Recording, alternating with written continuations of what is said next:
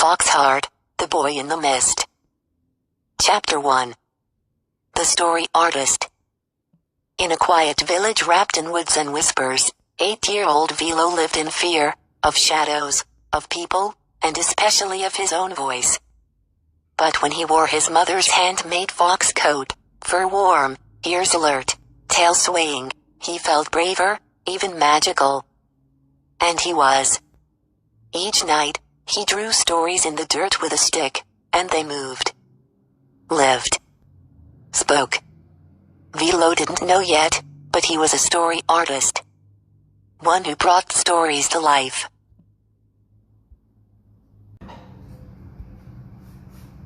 Chapter 2.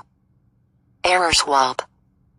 One morning, while drawing a fox leaping through fire, something snapped.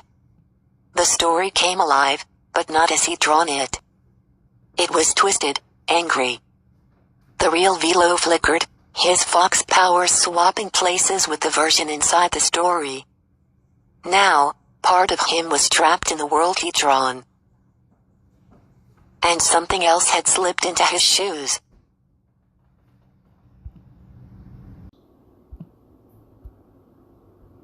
Chapter 3. Back to school. Velow returned to school different. The kid noticed. His tail twitched when it shouldn't, his eyes flashed amber. Bullies mocked him, until they saw him vanish into mist. Whispers followed, Velow the fox boy. But none of them knew how terrified he really was, of losing control, of becoming just another scary story. Chapter 4. The Last Friendship. Only May, a quiet girl with a sketchbook full of dream creatures, saw the truth. They shared stories, drawing together behind the school. But when May accidentally summoned a creature from one of Velow's corrupted tales, their bond cracked. Velow had to choose, hide his powers, or protect the last person who believed in him. Chapter 5.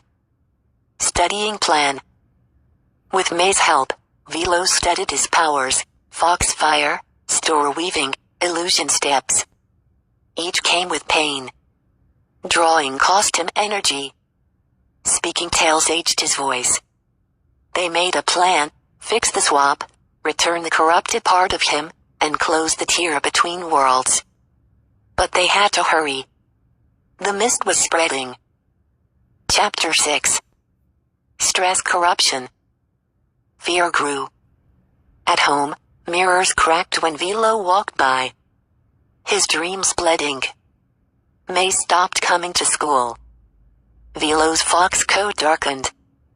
The corrupted version of him, still loose in the story world, was leaking into the real one, through fear, through him.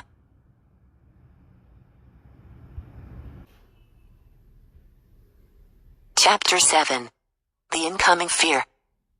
One night, the mist came. Through windows. Under doors. It whispered Velow's worst fears. You're weak. Alone. Broken. He curled under his bed, tail shivering. Then he heard his mother's voice, soft but strong. Foxes don't run from the dark. They learn to see in it. Chapter 8. The Escape Plan. Velow left home that night. He had May's last drawing, a map. It led to an abandoned train tunnel where stories nested. There, he found the gate between worlds, a glowing crack in the air.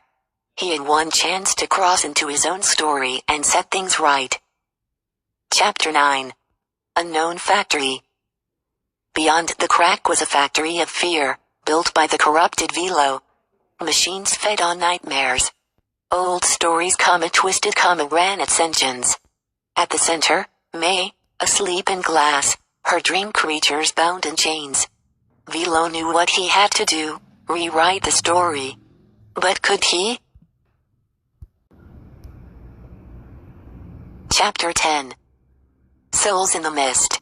Inside the mist, souls of forgotten stories moaned. They reached for Velow, asking to be remembered, to be told. He gave them names, shapes, endings. As he did, His own light grew. His tail blazed.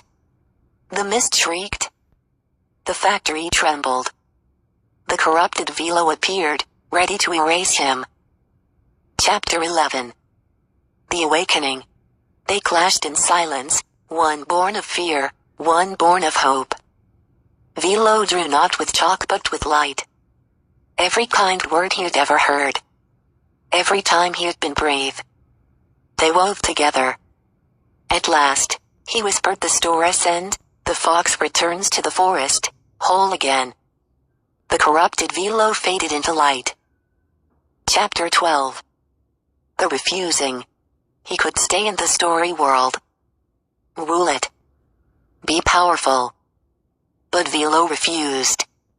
He returned to the waking world, May in hand. He didn't need to be a fox to be brave. Now, when the mist comes, he tells a story. And the shadows listen.